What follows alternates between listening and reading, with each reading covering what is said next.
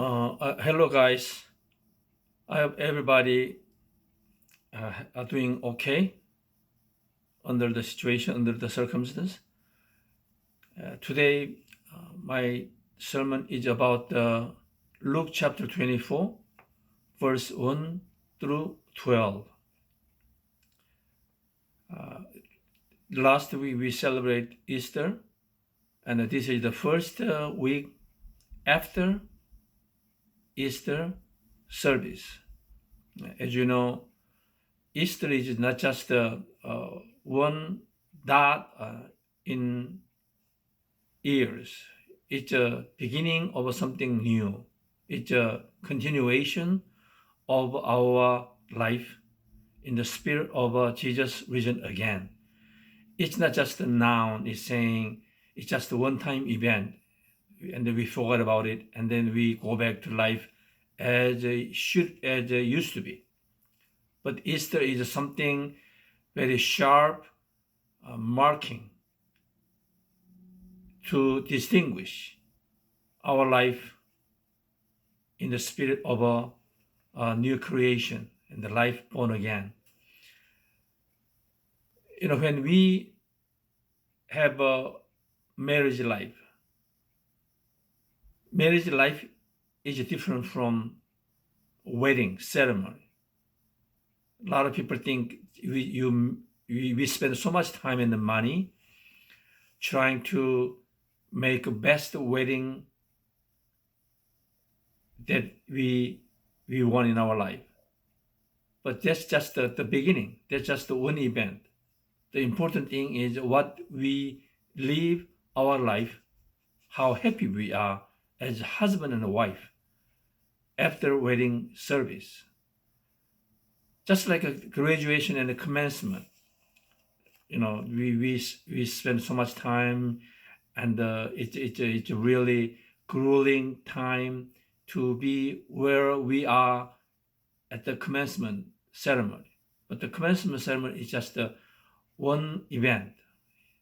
The important thing is what comes after commencement.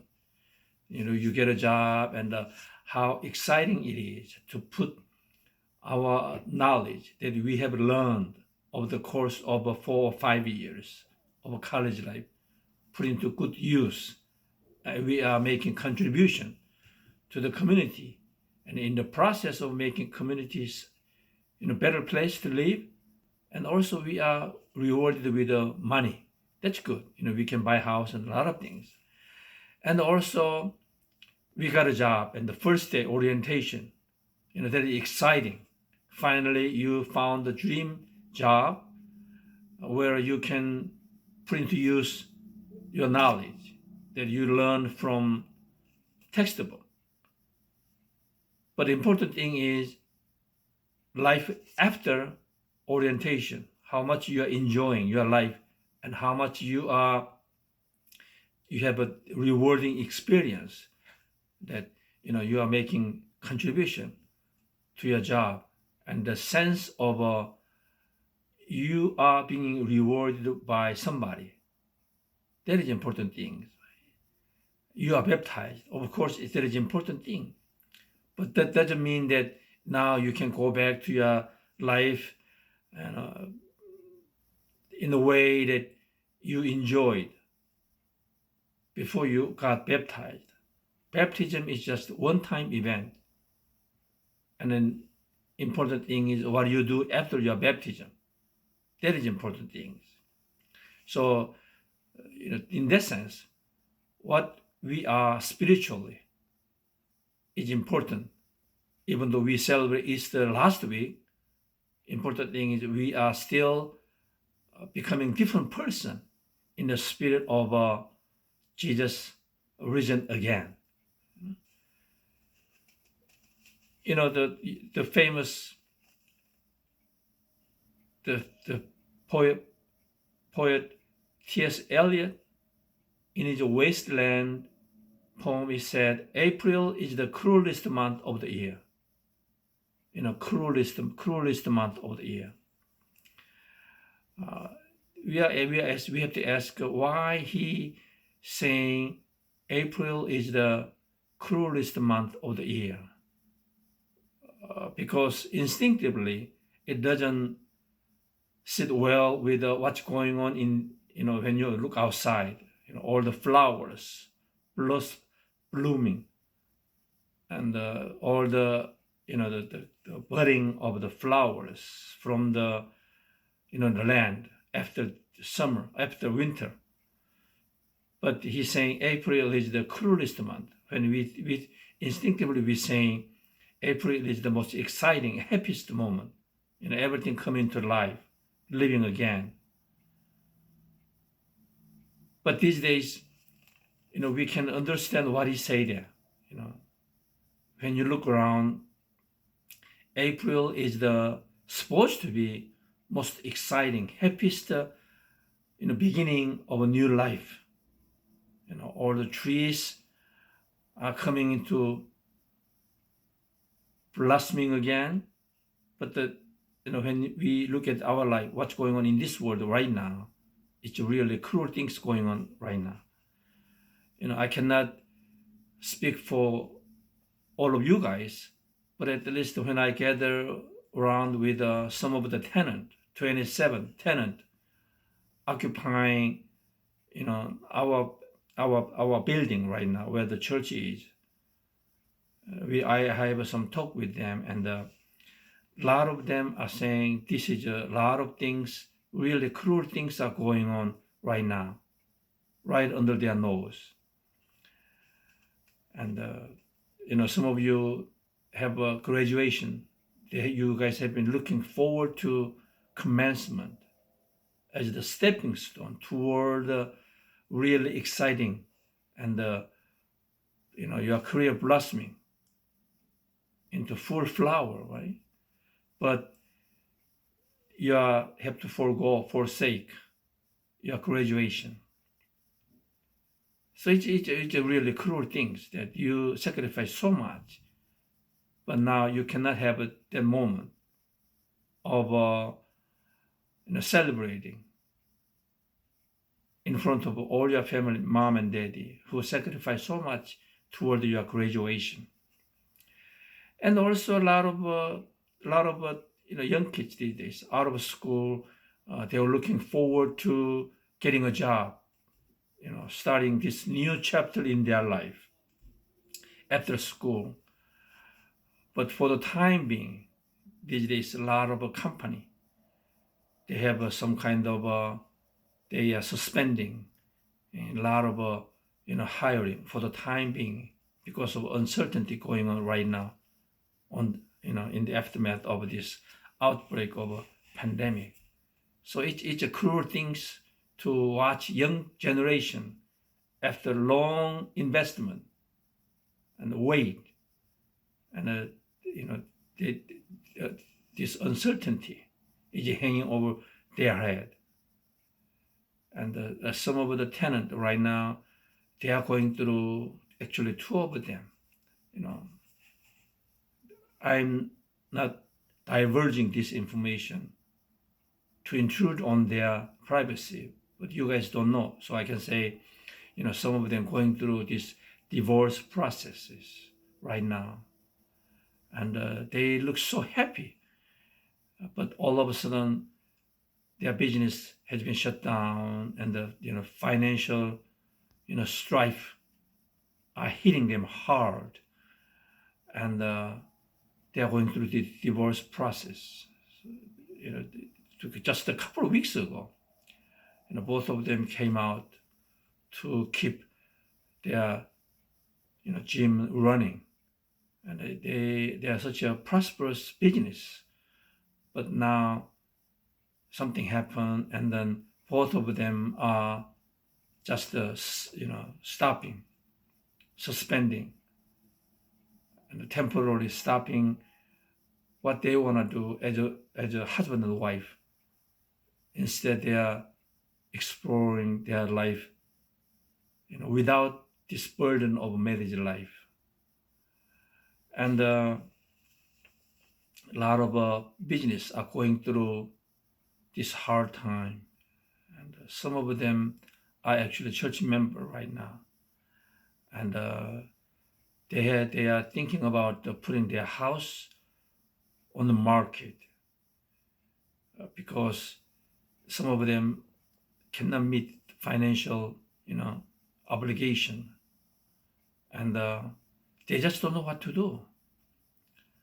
It's not a matter of them being lazy or something like that.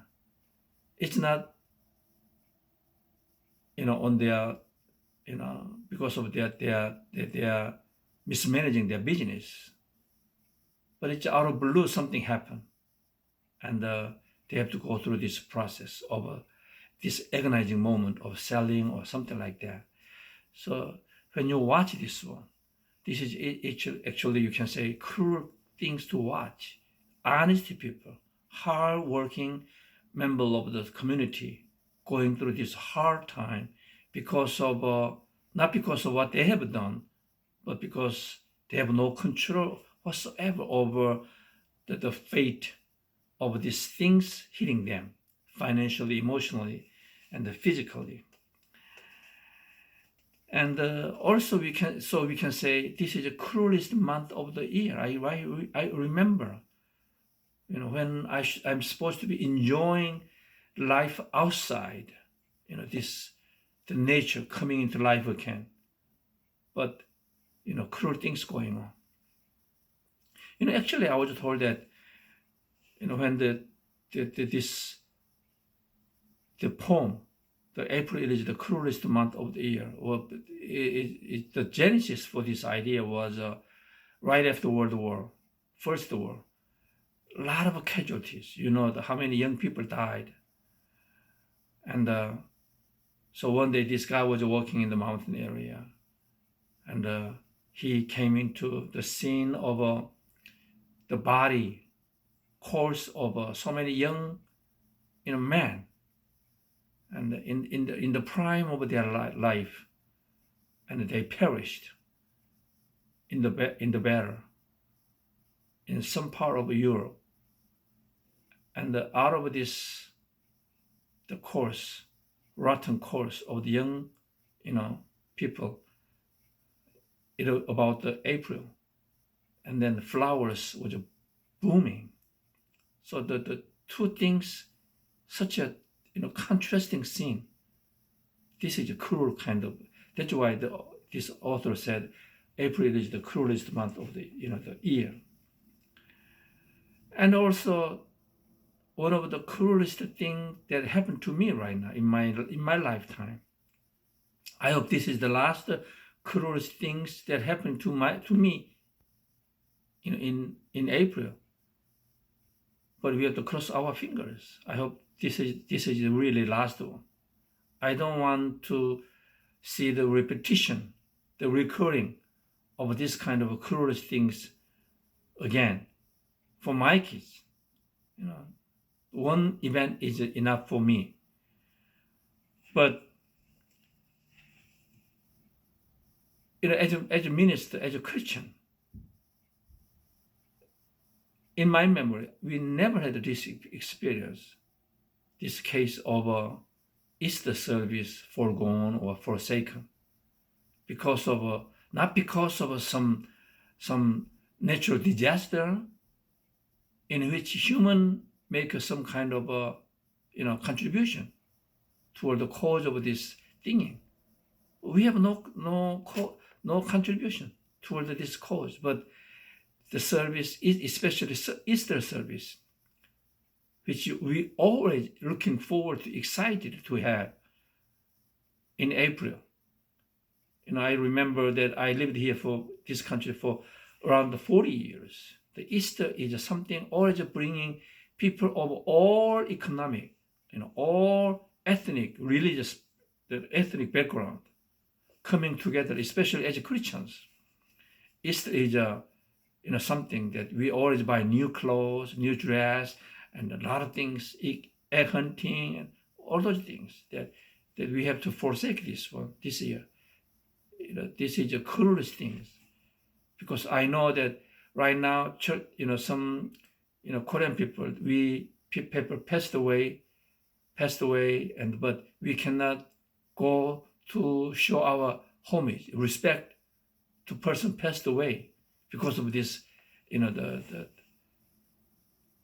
this ban against the people gathering around in excess of 5, right? But at least when I hope that at least we can do something to celebrate, to remember Jesus passing away, but Jesus is risen again. But we cannot do. As a Christian, as a minister, that's the coolest thing. And I can remember that this year, April, is the coolest month of my entire lifetime. We cannot do this. I cannot see you guys, and I cannot see you, and shaking hand and hugging, and to celebrate this momentous, occasion. But do you not remember that, the April is also the month of hope and promise. That's my, second part of my sermon. Even though this is the cruelest month, but we have hope out of the cruelest month, out of the cruelest things of our things going on right now, but also we have a hope. We can pin our hope on the fact that Jesus conquered, the cruel things. He died on the cross, even though he has no sin whatsoever. That's the cruelest thing, right? Somebody died not because of he did something wrong. He died purely because he wanna save our life. He wanna give us second life. For us, that is the happiest thing, but it's a cruel thing. For somebody else, he died for us.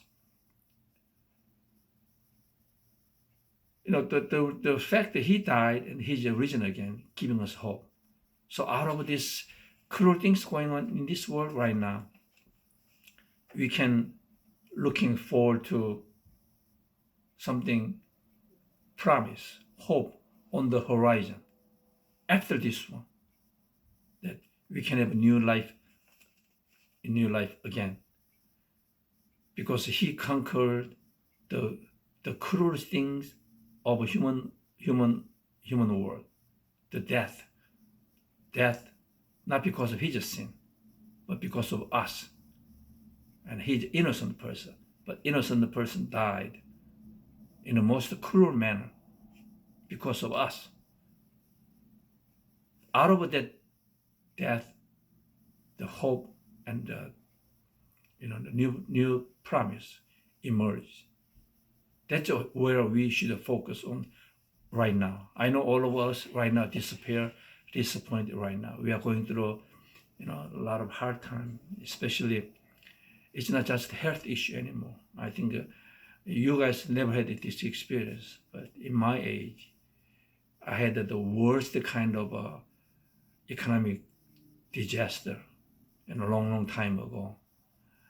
I remember 1982, and I remember 1982 in America, and also I remember 1960 in Korea, right after the devastation in the Korean war. That it's really, people were all over the world, all over the street, looking for something to eat. So it's that kind of desperation. But right now, I think that this is also turning into something big that I have never imagined.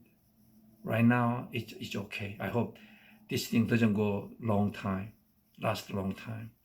Somehow, I feel like, we have to find something new, right? So anyway, but,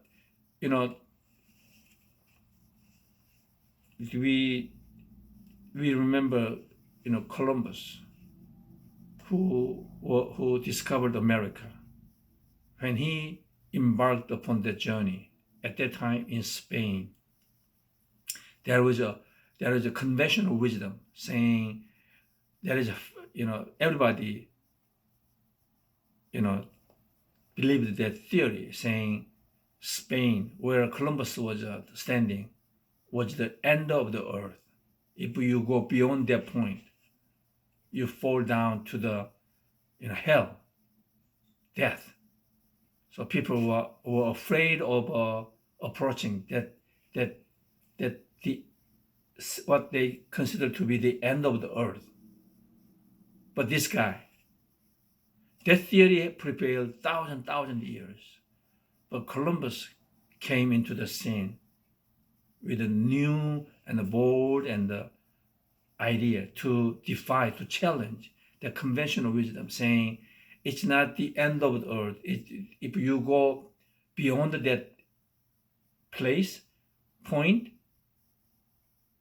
which was considered to be the end of the earth, there will be another land, new land there. And he dared conventional wisdom, and he found not death, but he found a new land, America, where we are living right now. So he discovered this new land. I think that in a spiritual sense, the Easter, life after Easter, is just like that. Everybody considered it's the beginning, it's the end now. It's cruel things going on. This pandemic will destroy us. But I think spiritually, we should be more optimistic because Jesus conquered the death. And we should be becoming a new person, armed with a new, idea and the confidence. I heard that one of the German philosophers said, those things that doesn't kill us or destroy us will eventually make us a stronger person. And all of us learn the lesson now.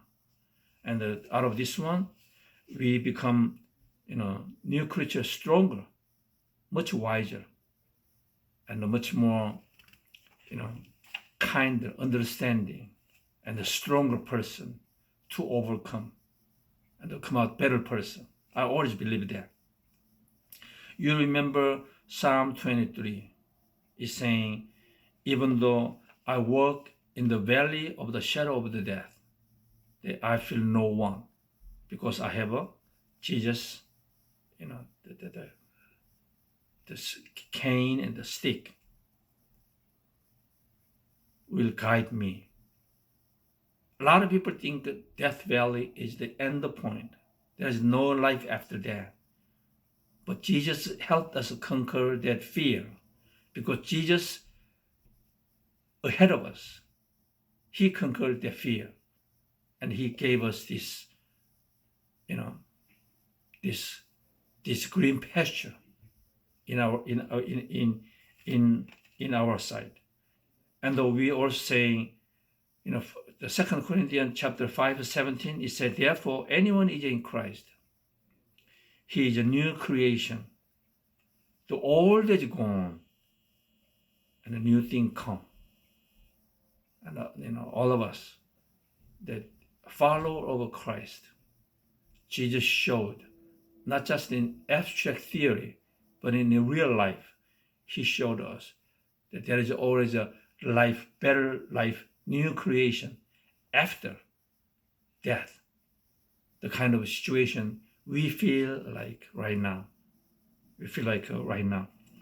I remember President Eisenhower. He was the greatest, the general, marshal, who defeated Hitler as a commander of Allied forces during the World War II. So we can tell you that he has all the credentials to brag about how smart he is as a human. He's a calm, and he's a very controlled person. He's a very measured person, and he tops anybody else in human standard. But in the later part of his life, he had come down, and he knew that his days numbered. So doctor actually gave him maybe 1 or 2 months. and he was afraid. He was like a little baby, child, crying because he was fearful about what is it after his death. And so doctor did their best to try to calm him down, to no avail. So the doctors, asked Billy Graham, Pastor Billy Graham, to help him out, to calm him down. And Billy Graham came to the hospital where he was. This former President Eisenhower was meeting his last, part of his life. And we don't know the full manuscript of what they talked about, what transpired in that meeting. But he was just saying to the effect that there is a life after this one, because Jesus showed us. And, as weak as he was at that time, that we have to follow him. We have to follow him. Just a blind trust in him, blind faith in him. We just accept the fact that there is a life after this one. As long as you are with Jesus, that you will come out triumphant. As I say in this one, blind trust, a lot of people saying, seeing is believing. Without the seeing 2,000 years ago, Jesus physically risen again. We cannot buy that theory. How can I believe that? But let me ask you this one. If you buy something from Amazon, and then you give them, you pay with your credit card, you don't see actually they deliver buying or anything, right? But you know that they have you heard that they are doing good. You heard that, but you didn't see that. But you don't lose your sleep over the concern that Amazon is not existing or nobody is sending you anything. You just duped. You don't do that. You have a blind trust that they will do their job and that you will end up receiving what you have ordered without losing your sleep. Just like that, I'm asking why we cannot do that. We have a clear record here. Jesus is risen. And it was empty tomb. That we just accept the fact that he is risen. And then we don't lose our sleep agonizing whether or not it's truth or not. So, a couple of days ago, I came into possession of this article. Sports Illustrated, they come up with this top 10 greatest and biggest comeback story of the world. Which in a lot of sports field, the greatest comeback. We can expand this one a little bit. There is 20 biggest comeback story of the world. That shook up, that changed, that transformed our human life. I don't know how many of you watched the game. Muhammad Ali, the greatest boxer, he come back, beat George Foreman. At that time, as far as I'm concerned, I don't know about you guys, George Foreman was the greatest boxer in human history. Maybe next distant second one, Mike Tyson. But Muhammad Ali beat George Foreman without anybody's wildest imagination. He knocked him down, George Foreman, in 9th round.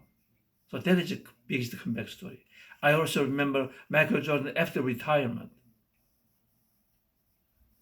and he come back to his greatest performance, maybe short of what he used to be in the prime of his career in the Chicago Bulls, but he came back. He came back. That's also the comeback story. So we have a lot of comeback story. But do you know what is the number one comeback story of the human history? I think that is Jesus came back from his death and instilling all of us. We are the beneficiary of the person because we are the follower of Christ, the comeback story of human history. So we have this potential. We have this potential to show to the world that we also, each one of us, have potential to become the biggest comeback story of human history.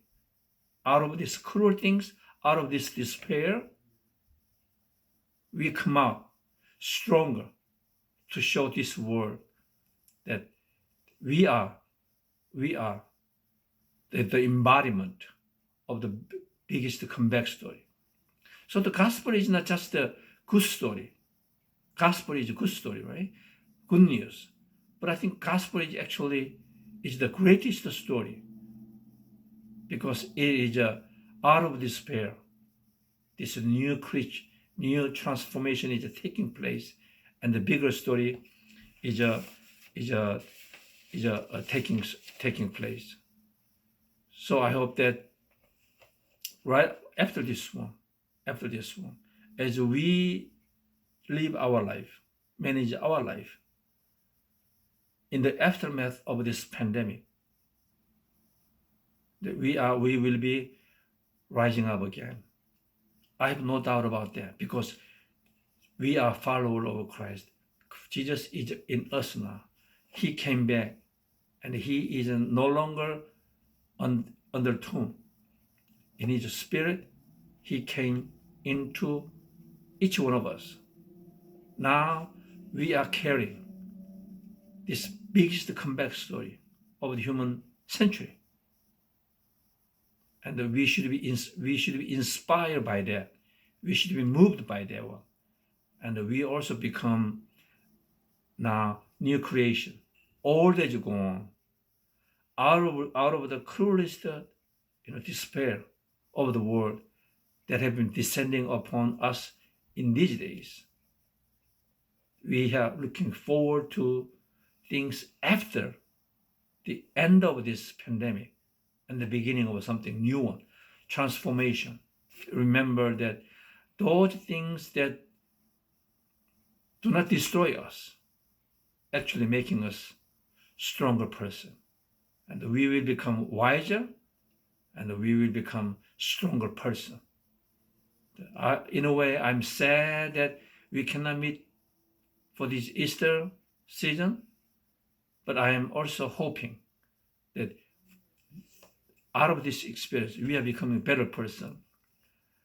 We cherish the moment we spend together. Before, the worship service is like an event that we do without thinking, right?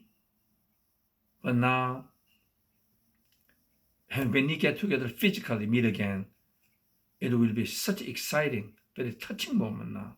We want to cherish each moment, knowing that each moment counts. Today is a count. So we become different person, more loving, understanding person. And we are new creation now. Or we want to meet again as a better person. Bye. Thank you. See you.